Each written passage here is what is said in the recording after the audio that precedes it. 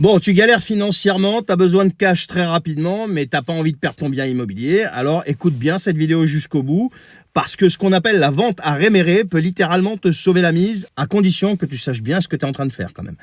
Avant, je te rappelle quand même une chose, si tu as un crédit immobilier en cours, tu payes certainement trop cher ton assurance emprunteur, tu vas dans ma bio, il y a la photo, en dessous il y a un lien, tu compares, c'est gratuit, c'est rapide, et ça t'aide à économiser beaucoup d'argent. Si tu es sur YouTube ou sur Facebook ou ailleurs, c'est en description de cette vidéo. Alors, la vente à réméré, c'est quoi? Eh bien, c'est très simple.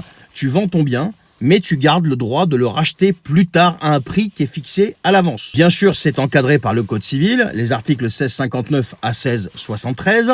C'est une vraie vente, c'est pas un rachat de crédit déguisé, c'est pas du portage, ni rien de tout ça. Non, le transfert de propriété est réel, mais tu peux récupérer ton bien si tu respectes les conditions. Alors comment ça se passe concrètement? Eh bien tout simplement, tu vas chez le notaire, tu signes comme une vente classique, tu signes un acte authentique, hein. Le notaire te protège, t'explique les risques et vérifie que tout est carré. Tu fais estimer ton bien, on fixe le prix de vente, le prix de rachat et l'indemnité d'occupation. Oui, parce que tu peux rester dans ton logement. Tu n'es plus propriétaire, mais tu peux l'occuper contre une indemnité d'occupation, un petit peu comme un loyer. Le contrat, lui, va tout détailler. Le prix de vente, le prix de rachat, la durée de faculté, entre 6 mois et 5 ans maximum, l'indemnité d'occupation et les frais à rembourser le jour où tu récupères ton bien. Le délai, par contre, c'est du béton, maximum 5 ans.